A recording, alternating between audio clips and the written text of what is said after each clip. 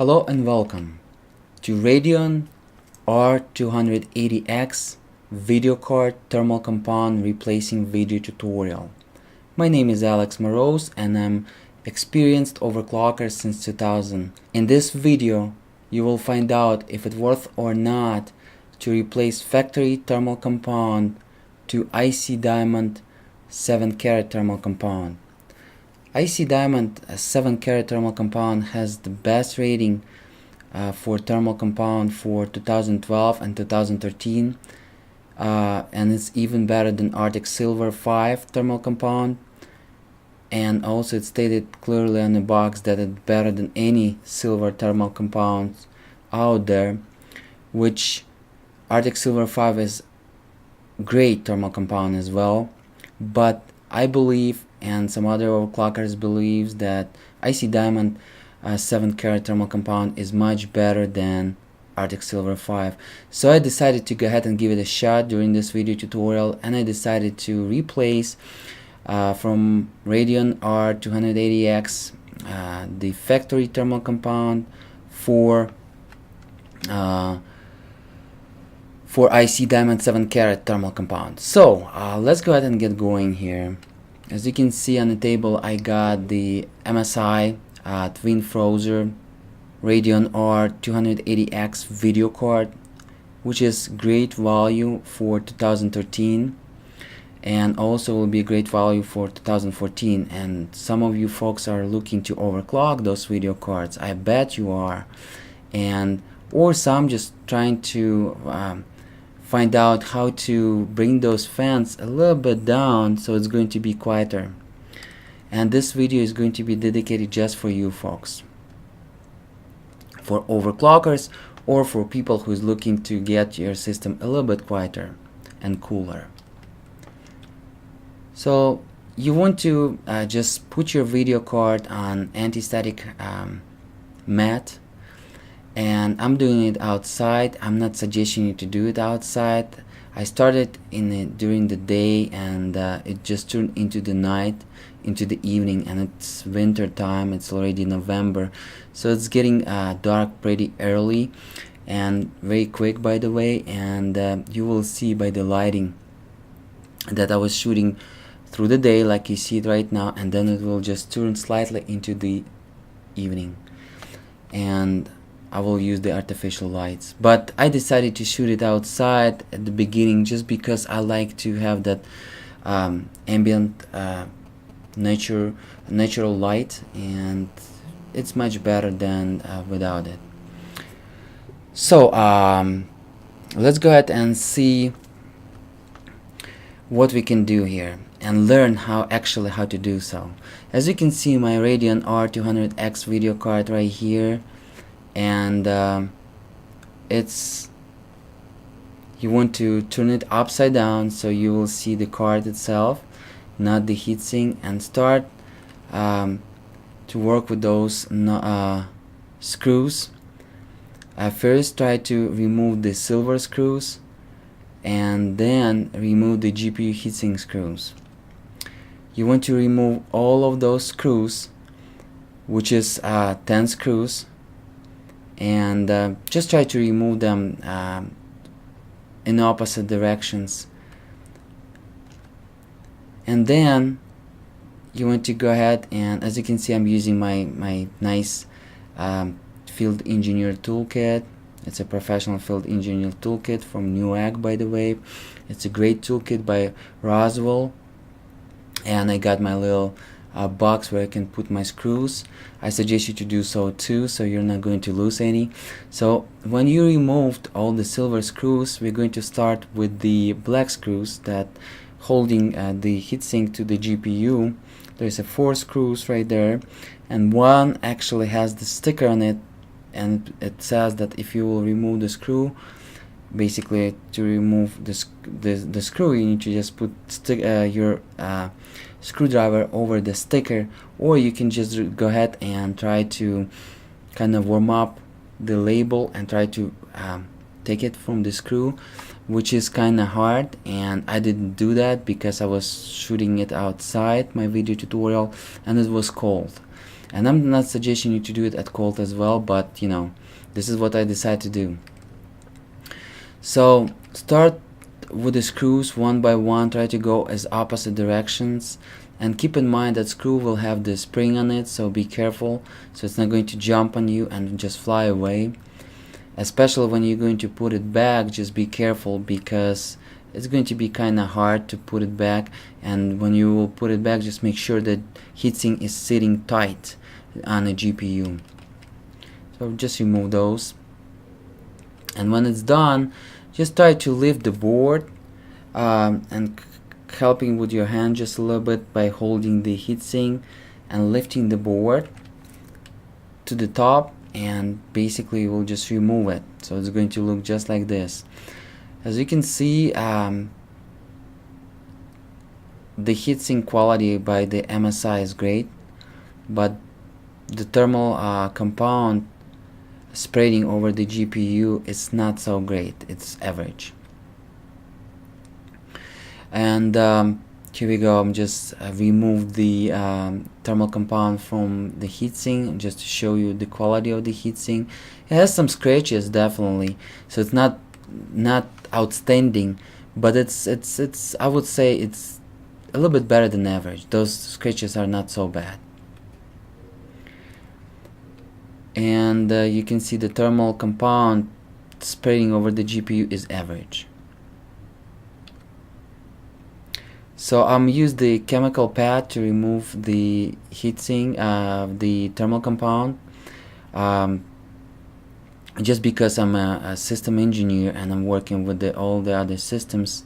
I have some with me and I just used one, but you can just go ahead and buy them at some computer stores, and try to do better job than I'm doing, because as you can see I'm already using the artificial lights and it's dark and cold outside, so I did not remove the on the side pretty well. But when you're removing the thermal compound on the side, make sure that there is a transistors right there around the GPU, as you can see, that you're not going to leave any thermal and not even touch with any thermal compound on those GPU transistors, those little guys, because you just can make a short circuit in there and basically damage and fail your GPU.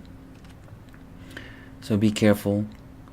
And you can see I just left that on the side, so I didn't spend like 30 minutes, but you can go ahead and spend 30 minutes, 1 hour to make sure everything is clean. I just left it over there, and you can do a better job than I did, but I don't think it's going to do more than 1 Celsius down for you. As you can see, here's the IC Dimoand 7 carat thermal compound by Innovative Cooling, and I just place it on top, just carefully kind of spread the thermal compound around the GPU, and I left that white thermal compound. Actually it was silver, but comparing to the Dimoand 7 carat thermal compound, it looks like white.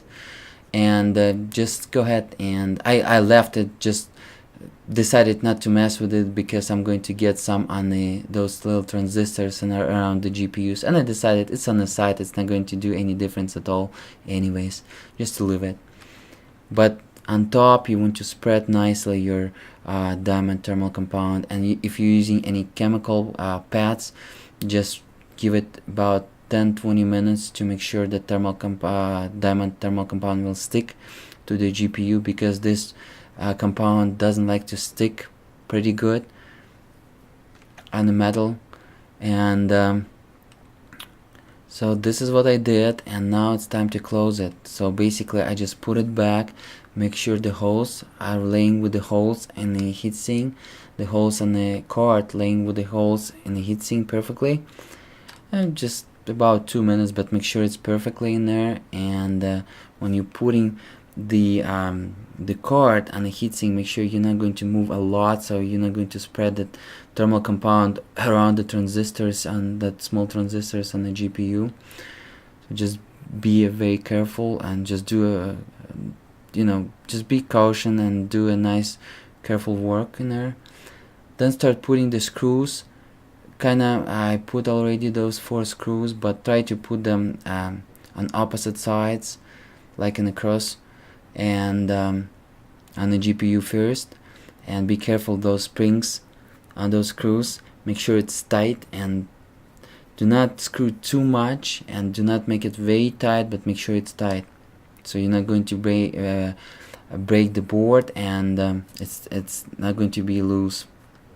So heatsink will sit just on GPU, on thermal compound. Then just go ahead and put, as you can see, I'm just showing to you on the cross type on opposite sides. I'm putting those two, and then another two in those holes, just like that. And then just go ahead and start putting those silver screws, 10 silver screws, and make sure that also they go into opposite sides, and like in some sort of like a cross type, like I'm doing it right now. And then in the other holes just put another 5. Here we go, we got it going, folks. And here's our card back again. It's pretty simple, as you can see, not so hard, and it's doable. But keep in mind, when you're going to unscrew that screw with that sticker, and if you're just going to go through your screwdriver through the sticker like I did, it will show that screwdriver just went through that sticker, and your warranty pretty much is going to be no more. And unfortunately, this is what it does with MSI video cards. Sapphire doesn't have no sticker on it, and on a Sapphire you can replace it without anybody to see it, actually, if you will do it carefully. So let's go ahead and compare, see the temperature comparisons. Wow, as you can see, the IC Dimoand 7 carat thermal compound just lower our idle temperature at 5 Celsius. This is amazing, folks. Even at idle it's lowering the temperature. So I'm pretty sure that at the 99% at maximum load on the video cards, it will be demonstrating a great results. And it was 2 video cards in my system. One was Radeon during the tests, just to make sure it's going to bring the extra and maximum heat. One was MSI Radeon R9, and another video card was Sapphire Radeon 7870 XT, which is Tahiti GPU, which is the same Tahiti GPU as an R200X.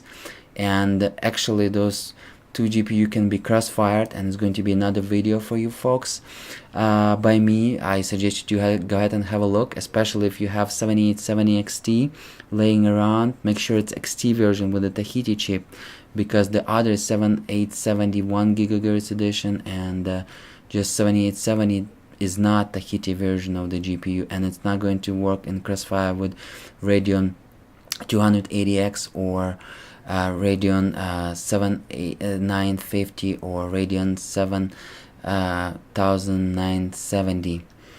But a 7870 XT version, which is Tahiti GPU, will work in crossfire perfectly. So I have as my secondary card 7870 XT Tahiti version, and both running at idle, and I kept it for 30 minutes, and here we go, about 0.1% per GPU load, and I consider this as idle. And you can see my reading from my Radeon 280X is 37 Celsius at the stock thermal compound, and 32 Celsius at the IC Dimoand 7 carat thermal compound, which is 5 Celsius, folks. Amazing, outstanding. And system at maximum load, which is 99%, just a little bit overclock on both GPU. And for the stock and for the Dimoand 7 carat thermal compound, I use just the same overclock, the same fan rotation percentage. And here what we got, 93%. The system, I kept the system for 2 hours. It was running for 2 hours straight. 99% with Litecoins, calculating the Litecoins because on both GPUs, because it brings maximum heat. I tried the MSI Afterburner, and there is a tool in there in Afterburner. There is a tool that you can use to test your heat up your video card. It comes with a tool, but Litecoin just bring more heat on it. I'm not sure why, but it worked with the OpenCL, and it just heat up that video card at much higher temperature than just I believe it's combustion tool that comes with MSI Afterburner, much higher temperature. So I decided to use the Litecoins, and I'm using the Litecoins for myself as well at this moment. That's why I'm Radeon guys for already 2 years, because Radeon video cards bring more values, and I already made 10 Bitcoins for it and sold it, just let you know, for $1,200. If I will sell the Bitcoins in November 2013 made with my Radeon HD 870 XT version, both of those in Crossfire, I will probably make about $4,000, but who knows, that Bitcoin will just, you know, grow and grow and grow till November. But anyways, so just let you know, I'm more a Radeon guy, but right now I have another set of video cards tested by NVIDIA, and I'm just going to go ahead and bring you the best review as possible in video tutorials, and not going to consider that I'm love more Radeon video cards at this point in 2013. But anyways, the stock thermal compound 93 Celsius. Okay, both GPUs was running 99%, generating a lot of heat. And keep in mind that fan rotation speed was just the same when I put the IC Dimoand 7 carat thermal compound, and I made sure that GPU frequency and memory frequency are just the same as well for both video cards. And IC Dimoand 7 carat thermal compound 86 Celsius. Wow, folks, this is outstanding. And 7 Celsius. So